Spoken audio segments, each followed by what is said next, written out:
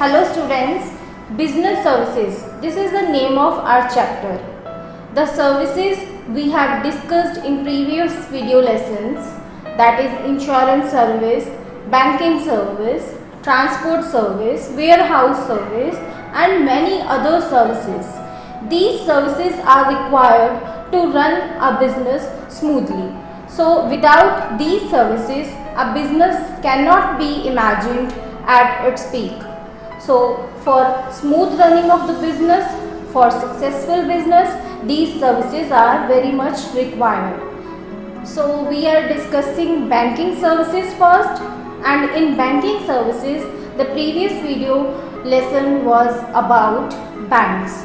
We have done different type of banks in previous video lessons, and in today's lesson we are going to discuss functions of commercial banks. What does commercial banks do for us? So we will read these type of functions. So the functions are divided into three parts, that is primary functions, secondary functions and e-banking services. These type of services commercial banks provides to us.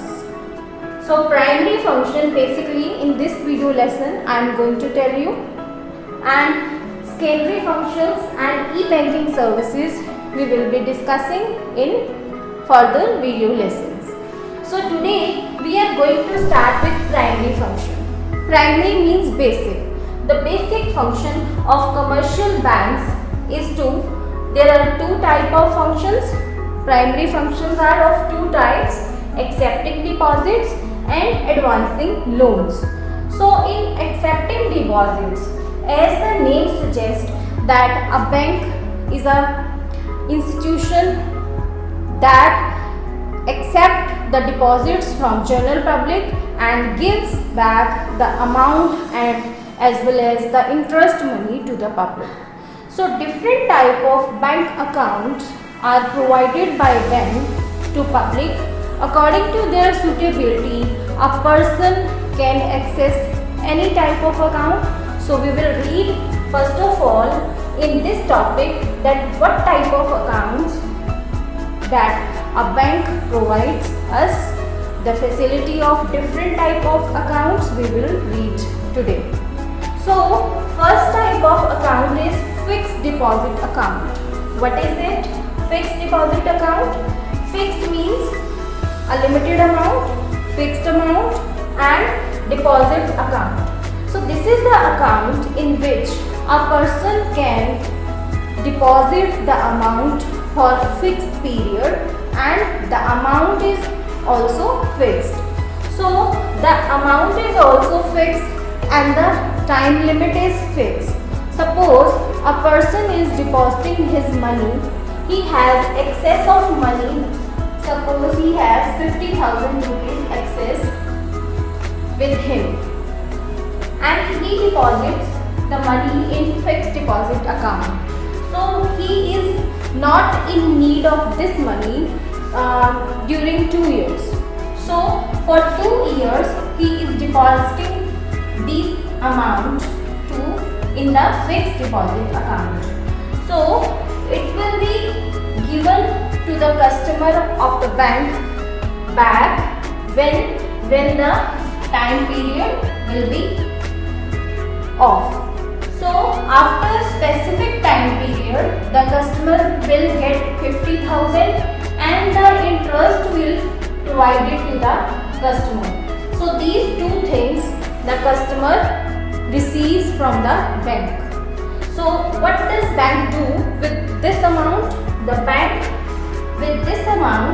bank gives the amount to the needy persons. And the second function, that is advancing loans. This is the amount that the bank gives to the persons who need loans. So the deposits by public is given to the persons who are in need of loans. So this is the fixed deposit account. So fixed time is there. Maximum interest.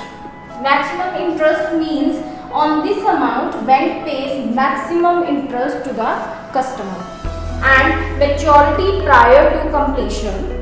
if we want to mature the amount before its completion, that means before 2 years, if we want to mature the amount, if we want to receive the amount from the bank, then the interest will not be given by bank. Instead of this interest, the bank will charge from you the interest amount. The bank will not pay you the interest amount, either bank will charge from you the interest amount. तो interest आपको नहीं मिलेगा उस case में, आपको interest bank को देना होगा, क्योंकि ये जो डिपॉजिट्स हैं, फिक्स डिपॉजिट्स, ये बैंक यूज़ करता है लोन्स प्रोवाइड करने के लिए। एंड अगर वो लोन के लिए किसी फर्दर आगे उसने इन्वेस्ट किए होंगे हमारा अमाउंट जो है, तो वो अगर उसको बैक चाहिए होगा तो उसकी वजह से उसका सारा सिस्टम डिस्टर्ब हो जाएगा। उसकी वजह से बैंक हमारी सर्विसेज जो हम पहले से हमने कंप्लीशन टाइम कंप्लीशन से पहले जो बैंक से मैच्योरिटी डेट से पहले बैंक से जो अमाउंट लेना है उसके लिए बैंक हमसे इंटरेस्ट लेता है। So the next type is current account. This is the first one, that is fixed account. The next type of account is current account. The current account is of businessman. Mostly the businessmen have current account in the bank. So why they access current account? Because businessmen are in need of they are in need of lots of transactions with the bank, and they have to visit bank again and again. Suppose you are a businessman and many person comes to you, so there are lots of deposits, lots of withdrawals. तो हर बार आप अगर businessman हैं तो हर बार आप bank में deposits करवा रहे हो, एक दिन में बहुत सारे विड्रॉल्स करवा रहे हो, तो उस केस में करंट अकाउंट यूजफुल होता है। तो बैंक क्या करता है कि इसमें हमें फैसिलिटी है कि हम n नंबर ऑफ टाइम्स जितना भी हम चाहें उतनी टाइम बैंक में विजिट कर सकते हैं, विड्रॉल्स करवा सकते हैं, डिपॉजिट्स करवा सकते हैं, एंड इस पे हमें इंटरेस्ट नहीं मिलता, बल्कि बैंक इंटरेस्ट करंट अकाउंट पे चार्ज करता है। चार्ज मीन्स कि हमें बैंक को पे करना होता है। इंटरेस्ट एक बिजनेसमैन बैंक को पे करता है, तो वो बैंक की इनकम हो जाती है। Next we have saving account. So saving account क्या है कि कुछ ऐसे लोग जो मिडिल लेवल के हैं, उनमें स्मॉल सेविंग्स की हैबिट को डालने के लिए सेविंग अकाउंट होता है। कुछ ऐसे पर्सन्स जिनके पास बहुत सारा पैसा तो नहीं है, बट उनके पास कुछ छोटी अमाउंट है, वो अपनी सेविंग अकाउंट में डिपॉजिट्स करवा सकते हैं। एंड जब भी उनके पास कुछ सेविंग्स होती हैं, सपोज एक टीचर है तो उसके पास मंथली अगर कुछ पैसे आते हैं, तो वो अपनी सेविंग्स में अपनी इनकम में से कुछ अमाउंट सेव करके 2000 सपोज हर बार अगर वो डिपॉजिट करवा रहा है, कभी उसके पास 3000 है, कभी 5000 है, देन वो अगर वो डिपॉजिट्स करवाता है, देन वो सेविंग्स अकाउंट में डिपॉजिट करवाएगा। तो इसमें छोटी छोटी सेविंग्स की हैबिट जो है वो लोगों में इनकल्केट होती हैं। Next we have less interest. तो अगर हम इसके कंपैरिजन में देखें फिक्स डिपॉजिट्स के, तो फिक्स डिपॉजिट्स में हमें इंटरेस्ट ज़्यादा मिलता है, तो सेविंग अकाउंट में हमें उतना इंटरेस्ट नहीं मिलता, क्योंकि इसमें हमारी जो सेविंग्स हैं, सपोज हमने 2000 डिपॉजिट करवाया, देन हमने 3000 डिपॉजिट करवाया, तो बैंक क्या करता है कि हमारे पास सपोज जितने भी पैसे होते हैं उतने हम बैंक में डिपॉजिट करवा देते हैं, और इन अमाउंट्स के ऊपर जो इंटरेस्ट बैंक देता है वो एफडी से फिक्स डिपॉजिट अकाउंट से कम देता है, क्योंकि ये इसके पास लिमिटेड सा अमाउंट होता है जो कहीं इन्वेस्ट नहीं किया जा सकता। Next we have recurring deposits. So recurring, what is recurring deposits? Recurring means which again and again occur. So एक पर्सन है जिसके पास लिमिटेड अमाउंट उसे पता है कि हर महीने मेरे पास कितने पैसे आने वाले हैं, तो वो पर्सन क्या करता है कि एक रेकरिंग डिपॉजिट अकाउंट ओपन करवाता है अपना बैंक में। सो रेकरिंग डिपॉजिट अकाउंट में वो क्या करता है, सपोज एक पर्सन है जिसके पास 5000 हर मंथ एक्सेस होते हैं, तो वो चाहता है कि क्यों ना मैं इसे रेकरिंग अकाउंट में करवा दूँ।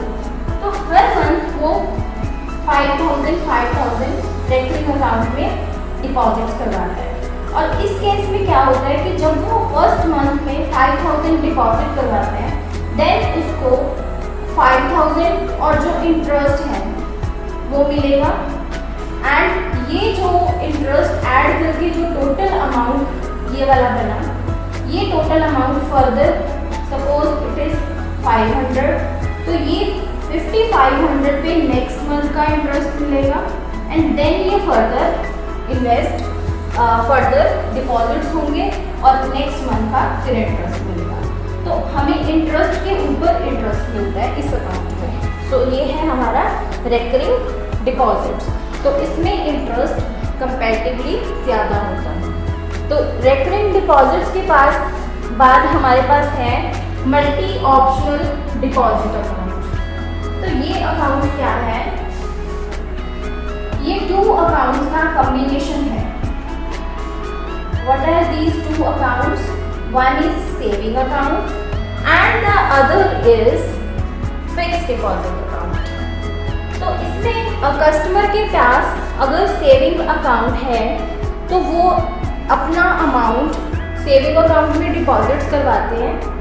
देन सेविंग अकाउंट में ये एक लिमिट होता है कि इतने तक सेविंग्स हैं, देन वो ट्रांसफ़र कर दिया जाता है फिक्स डिपॉजिट्स में। सपोज एक कस्टमर है, वो उसके पास 5 लाख सेविंग्स में हो गए, देन 5 लाख के बाद उसके ये 5 लाख जो हैं वो बैंक क्या करेगा कि एफडी वाले अकाउंट में उसके ट्रांसफ़र कर देगा।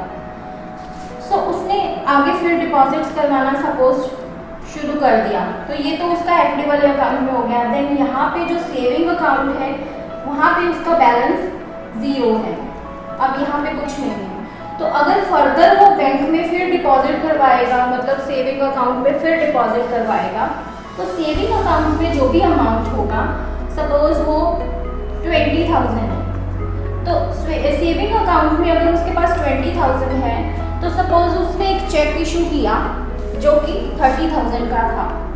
तो चेक अगर 30,000 का था तो उसके अकाउंट में है सिर्फ 20,000, देन जो 10,000 कम पड़ रहे हैं वो बैंक फिक्स डिपॉजिट से निकाल देता है। तो इस तरह से उस कस्टमर को saving as well as fix deposit दोनों का ही फायदा मिलता है। सेविंग्स होती रही, उसके बाद उसको इंटरेस्ट मिल गया, देन जो उसका ये अमाउंट जो है फिक्स डिपॉजिट्स में हो गया, देन उसको फिक्स डिपॉजिट्स का इंटरेस्ट मिला, तो उसमें उसको डबल इंटरेस्ट मिल रहा है। So these are the accounts we have in accepting deposits. This is the one of the function. This is the one of the primary function of commercial banks. That is, first function is accepting deposits, and then we will do advancing loans.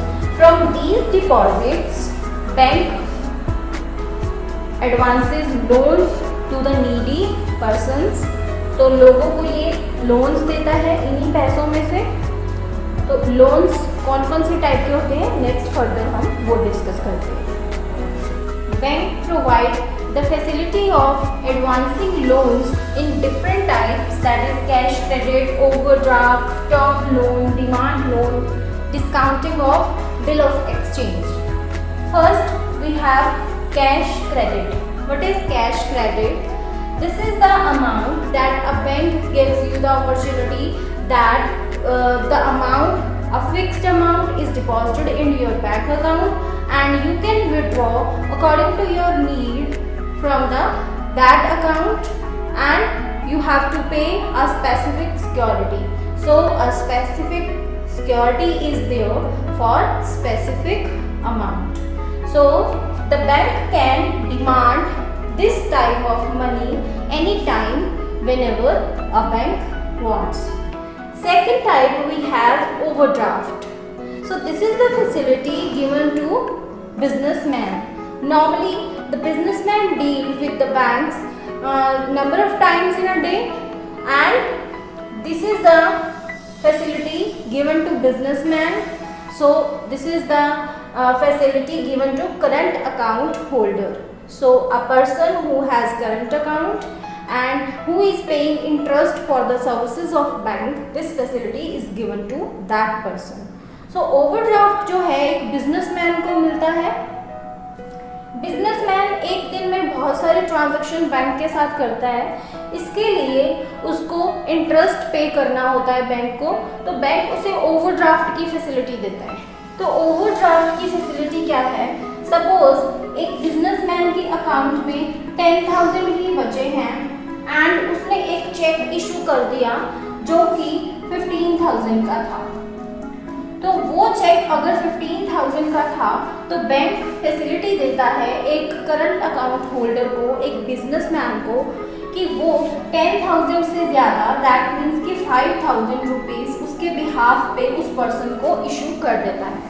Normally ऐसा cheque bounce हो जाता है, but businessman जो एक current account holder है उसे ये payment जो है उसके बिहाफ पे बैंक कर देता है, चेक की पेमेंट कर दी जाती है. जो 5,000 हैं वो एक्सेस में पे कर दिए जाते हैं. उसके बाद जब भी डिपॉजिट्स आते हैं तो फिर बैंक पहले अपने अमाउंट को डिडक्ट करता है, बाद में अपनी सर्विसेज के लिए इंटरेस्ट भी कट करता है. Next we have term loan. So what is term loan? This is the loan given by bank for a fixed period. So fixed period means suppose if we want to purchase something, suppose we are talking about business services. So business services means अगर हमने कुछ purchase करना है, suppose हमने machinery purchase करनी है या हमने कुछ ऐसी फिक्स्ड असेट्स परचेज करनी है जिसकी अमाउंट एक लिमिटेड अमाउंट है, तो वो फिक्स्ड पीरियड के लिए हमें लोन बैंक प्रोवाइड करता है. उसके लिए हम बैंक को सिक्योरिटी देते हैं. तो जब भी इसकी रीपेमेंट होती है तो वो हम इंस्टॉलमेंट में रीपेमेंट इसकी कर सकते हैं. वो इंस्टॉलमेंट जो है वो कस्टमर अपनी फैसिलिटी के अकॉर्डिंग कर सकता है. That means it can be monthly, it can be quarterly and half yearly and yearly. तो ये कस्टमर की फैसिलिटी के अकॉर्डिंग बैंक उसको फैसिलिटी प्रोवाइड करता है कि आप अपनी टर्म लोन की जो पेमेंट्स हैं उनको इंस्टॉलमेंट में भी पे कर सकते हो. Next we have demand loan. So if we have fixed deposits received and if we have insurance policies with us, we can take the advantage of borrowings from bank. So these borrowings are called demand loan. तो अगर हमारे पास कोई insurance की policy पड़ी है, कोई securities पड़ी हैं, उनके बिहाफ पे हम बैंक से लोन ले सकते हैं. उनको हम बोलते हैं डिमांड लोन. डिमांड लोन हम इसे इसलिए कहते हैं क्योंकि बैंक कभी भी इन अमाउंट की डिमांड कर सकता है, रीपेमेंट की डिमांड कर सकता है. Next we have discounting bill of exchange. So bill of exchange क्या है? फर्स्ट ऑफ ऑल आपको ये समझना होगा, एक पर्सन है, सपोज उसने किसी से अमाउंट लेना है अगर कुछ, तो वो क्या करता है कि एक बिल लिख देता है. तो इस पर्सन ने एक बिल लिख दिया, देन वो बिल जिसने अमाउंट देना है उसको दिखाता है एंड देन वो एक्सेप्ट करता है कि हाँ मैं इतने देर बाद पेमेंट कर दूंगा. तो जो भी उसका टाइम पीरियड होता है तो बिल की पेमेंट उतनी देर बाद होनी होती है. तो सपोज इस पर्सन को कुछ पैसों की ज़रूरत पड़ गई, तो ये सोच रहा है कि अब मेरे पास बिल तो पड़ा है बट इसकी पेमेंट जो है वो मुझे थोड़ी देर के बाद मिलेगी, थोड़े टाइम के बाद मिलनी है. देन वो क्या करता है कि इस बिल को वो बैंक के पास लेके जाता है. तो बैंक उसे ये फैसिलिटी देता है कि वो बिल को डिस्काउंट कर देता है. डिस्काउंट मीन्स कि बैंक इस बिल को जितनी भी पेमेंट, सपोज इस बिल की अमाउंट है 10,000 एंड जो बैंक है वो इसे फैसिलिटी प्रोवाइड करता है कि वो इसे अमाउंट दे देगा, बट वो इसे 10,000 नहीं देता. अपनी सर्विसेज डिडक्ट करके वो इस पर्सन को अमाउंट दे देता है और बैंक को ये पर्सन बिल दे देता है। एंड जो बिल है, सपोज उसकी 3 मंथ्स के बाद मैच्योरिटी है, जो अमाउंट है, मैच्योरिटी मीन्स जो अमाउंट है उसकी, उसको रिसीव हो जाएगी। सो बिल मैच्योरिटी डेट जो है उसकी 3 मंथ्स के बाद है एंड बिल जो है वो बैंक के पास है। तो अब बैंक क्या करता है कि बिल की पेमेंट जो है वो बैंक रिसीव करेगा, बट बैंक इसे 10,000 नहीं देता। बैंक अपनी सर्विसेज कट करके इसे सपोज 9500 दे रहा है एंड जब बिल की पेमेंट होगी, क्योंकि इसे प्रायर ज़रूरत पड़ गई, अपनी पहले से इसको ज़रूरत पड़ गई, तो बैंक ने इसको फैसिलिटी दी, तो उसके लिए इस पर्सन को बैंक ने अपना इंटरेस्ट, अपनी सर्विसेज काट के बाकी का जो अमाउंट है, डिस्काउंटिंग चार्जेस बोलते हैं उसको, काट के तो बाकी का जो अमाउंट है वो इस पर्सन को बैंक दे देता है। एंड बैंक इस बिल की जब भी मैच्योरिटी है तो उस अमाउंट को वो बैंक रिसीव कर लेता है। तो ऐसे बिल जो है वो ट्रेड बिल्स होने चाहिए। तो ऑब्वियसली हम बिजनेस सर्विसेज की बात कर रहे हैं, तो ऐसे बिल्स क्या होंगे? Trade bills. तो these are the primary functions we have discussed today. Primary functions means accepting deposits and advancing loans. जितने भी डिपॉजिट्स बैंक के पास आते हैं उन सब से ही वो लोन्स देता है, और इन दोनों के इंटरेस्ट के डिफरेंस से यहाँ पे इंटरेस्ट बैंक को पे करना पड़ रहा है, यहाँ पे इंटरेस्ट बैंक रिसीव कर रहा है। जो रिसीव करता है वो नॉर्मली ज़्यादा होता है, एंड जो इनका इंटरेस्ट का डिफरेंस है, ये जो डिफरेंस है ये बैंक की क्या है? इनकम। तो ये कमर्शियल बैंक्स की इनकम होती है। So this is the topic and these are the primary functions of commercial banks.